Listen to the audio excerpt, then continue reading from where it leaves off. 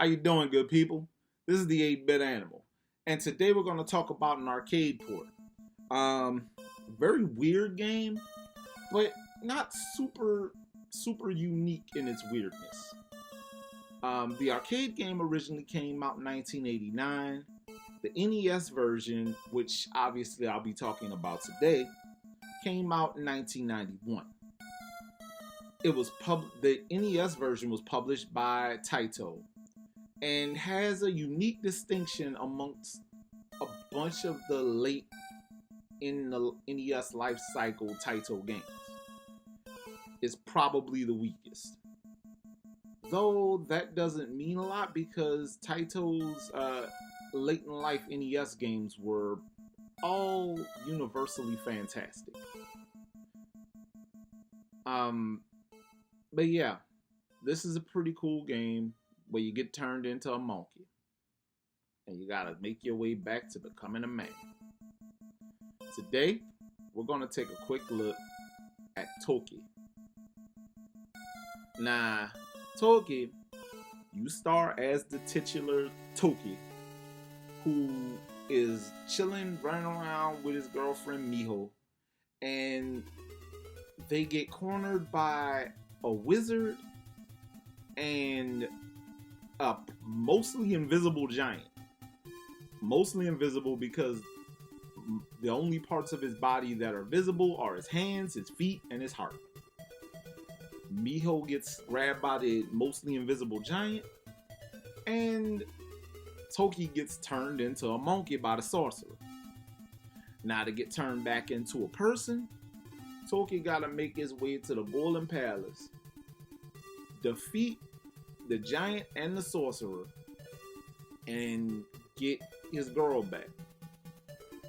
Thankfully, Toki can defend himself. The spirit of the jungle gave Toki the ability to spit fire from his mouth. He spits hot fire. Not unlike Dylon. But Toki can defend himself by spitting fireballs or flame shots or whatever he has power up wise, and he can defend himself by jumping on enemies. But you get a football helmet throughout the game where the football helmet gives you momentary invincibility. It's weird, I know, don't make no sense, I know. You also get higher jumps by collecting sneakers. And this version of Toki is unique because unlike the other versions of Toki, you get a health bar. You get more than one hit. There's also an extra life just floating around in pretty much every level. This is an okay game. It's a lot more forgiving than the other versions of the game because one, it doesn't have one hit kills. Two, I don't know, it just feels way more forgiving to me at least. And for some that might turn you off, for some it gives you just enough challenge without being too brutal. For me, it's a little bit on the easy side. Does that make it bad? No. I personally love Kirby's Epic Yarn. Kirby's Epic Yarn has been maligned by a lot of people for being way too easy.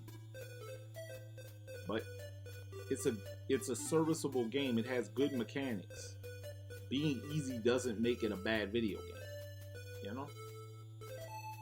And Toki is absolutely a good video game. It's just easy. But yeah, if you decide you want a copy of Toki, to get a copy of the NES version of Toki will cost you probably around $50. I will say that out of the different versions of Toki out there in the wild, this one might be the easiest. But if you want a really good value for your money, a remake of Toki came out on the Nintendo Switch physically. I believe it also came out on other platforms digitally, but yeah, I'm a proponent of physical games. So if you have a Switch and you want to play Toki and you want to get a copy of Toki, go ahead and get it on the Switch. Um, but yeah, this is $50 for an NES card if you want it on the NES. But that's a decent value, especially considering that it's part of that lineage of late in life Taito NES games. And this one might be one of the cheaper ones that Taito has out there in the wild that are available for resale now.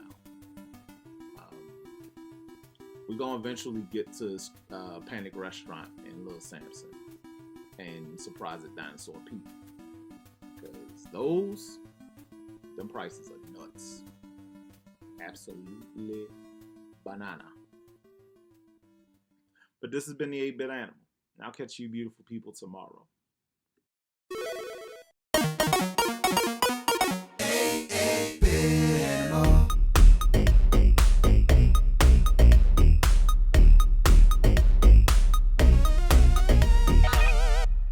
Tomorrow, if Color Dreams didn't do nothing right, they're gonna give you a Boulder Dash clone that's actually serviceable.